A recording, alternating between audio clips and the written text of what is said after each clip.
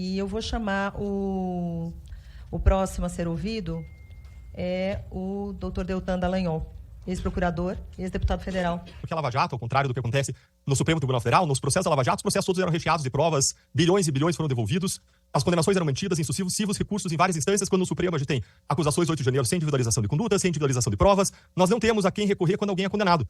O advogado também falou de abusos e prisões preventivas. No caso da Lava Jato, não tinha uma prisão preventiva que passasse de 35 dias sem uma acusação formal. E nós vemos várias agora no Supremo Tribunal Federal. Poderia mencionar várias. Felipe Martins, Coronel Naime, Anderson Torres, Silvinei Vasquez, Cid, Coronel Cid e vários outros que foram presos por mais de 35 dias, muito mais, meses e meses e meses, sem uma acusação formalizada. Então, realmente, houve vários abusos e prisões preventivas. Bacanal processual pela confusão. Até achei meio assim, agressiva, talvez, a expressão para se referir ao Supremo Tribunal Federal. Achei meio assim, talvez até forte a expressão usada pelo advogado. Mas, realmente, quando a gente olha para o que está acontecendo no Supremo Tribunal Federal, é um órgão subordinado ao próprio ministro mandando uma petição a partir do TSE, um órgão subordinado a ele mandando para ele decidir como se fosse aí uma tabelinha, né? Um cruzamento. Então, eu entendo ele fazer referência a essa expressão forte de que existe aí uma super confusão, ainda mais quando o ministro ignora o parecer de arquivamento do Ministério Público e atropela o Ministério Público. Usando pela primeira vez, em modo correto, aqui a expressão lawfare do sistema jurídico, que é claro que não existiu na Lava Jato, mas existe visivelmente no Supremo Tribunal Federal. Então, a gente precisa começar fazendo esse reconhecimento, porque até que, enfim, alguém está sendo coerente, porque a regra na advocacia, infelizmente, é de ver a hipocrisia. As pessoas tentando achar algum cisco nos olhos da Lava Jato e fechando os olhos para as traves que existem nos seus próprios olhos, que existem nas decisões e processos que tramitam no Supremo Tribunal Federal. Uma conivência muitas vezes ligada aos interesses, a processos que tramitam no Supremo, a uma subserviência ao poder, a atração do poder, ou mesmo a sua predileção por corruptos da esquerda, a sua afinidade, sua defesa de corruptos da estimação, que a gente sabe que está cheio por aí, especialmente quando esses mesmos advogados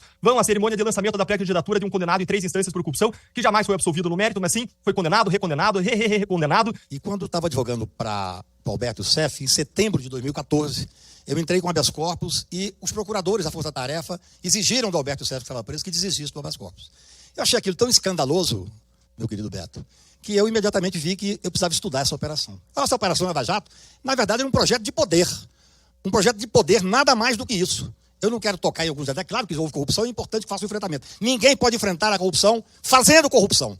Ninguém pode enfrentar a corrupção rasgando a Constituição da República.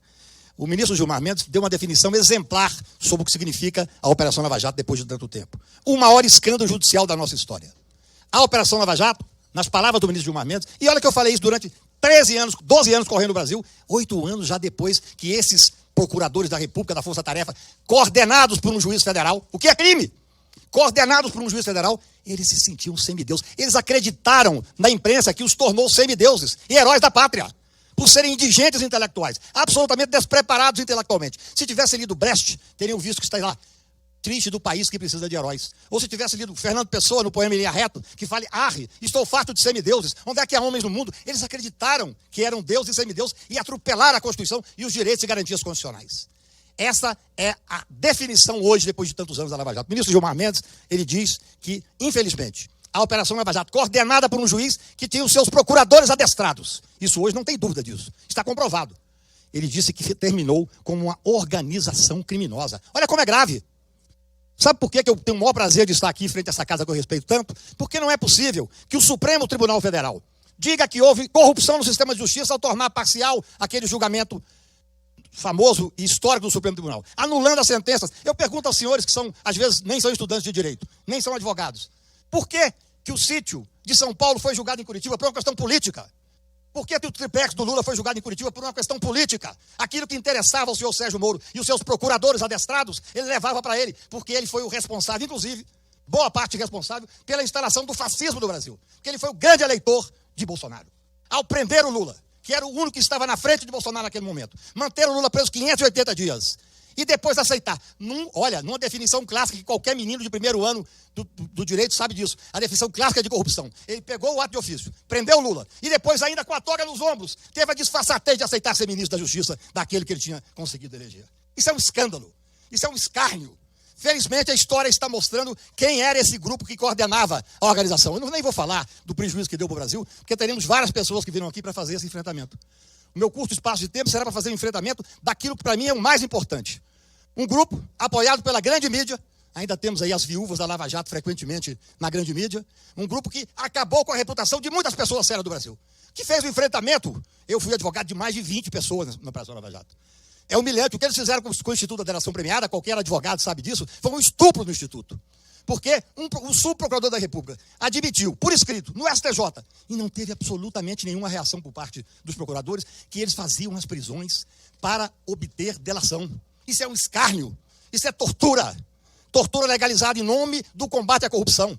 Imagine o que é você levar o cidadão para a prisão, sendo muitas vezes inocente. E vou relatar um caso aqui que me dói relatar. Eu fui advogado do Raul Smith, um brasileiro português em Lisboa. Ganhamos a extradição. E aí, estranhamente, logo em seguida, houve uma busca e apreensão na casa da filha dele, que era cineasta, que não tinha nenhuma ligação, absolutamente nenhuma ligação, com o que o pai fazia. Depois ficamos sabendo dos diálogos, onde diziam, vamos prender a filha que ele volta para o Brasil. Criminosos, covardes, ir para cima de uma menina inocente que não tinha nenhuma relação com o que estava sendo investigado. Essa é, para mim, uma definição exata. Sabe o que é prender uma pessoa inocente para conseguir delação? É crime, é tortura, mea culpa. No poema Versos do Prisioneiro, a sentença, fala, você tem que aprender a respeitar a vida humana, diz o juiz. Parecia justo, mas o juiz não sabia que para muitos a vida não é humana. O prisioneiro retorquiu. Há muito me demiti de ser pessoa e proferiu por fim. Um dia a nossa vida será, enfim, viva e nossa. É isso. Vocês não podem ter noção, eu sou advogado criminal, só faço isso na vida. Do que significa uma prisão injusta. Uma prisão do que se faz numa pessoa pelo fato de ser um inimigo político. A Lava Jato nada mais foi do que um projeto político de poder.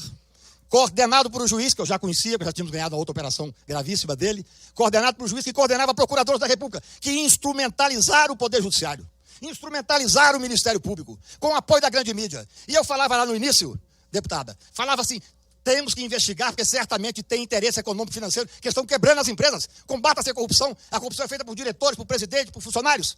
Eles quebraram as empresas. E aí, depois, o que se descobriu? Isso é um ponto fundamental, meu querido Beto Richa.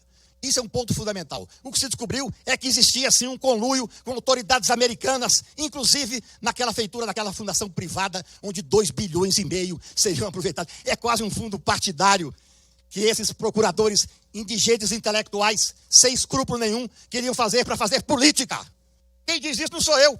Eu disse durante 8 anos Brasil afora. Mas quem diz isso é o relatório do Conselho Nacional de Justiça. Olha só, o que eu queria mais trazer para a reflexão aqui dos meus queridos amigos. O mais importante, Lígia, é a gente ter a certeza que a Lava Jato não acabou.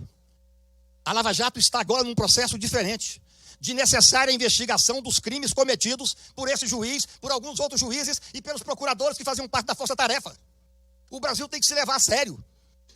Na época da ditadura, nós não enfrentamos a ditadura como deveria ser enfrentada, não fizemos a responsabilização criminal daqueles torturadores e assassinos. E isso deu em quê? Deu num fascista que tentou o golpe, quase foi expulso do exército, que depois virou presidente da República e que no dia que ele foi votar contra a Dilma, ele exaltou o brilhante Ustra, que é um torturador, tinha que ser caçado. O Brasil tem que se levar a sério.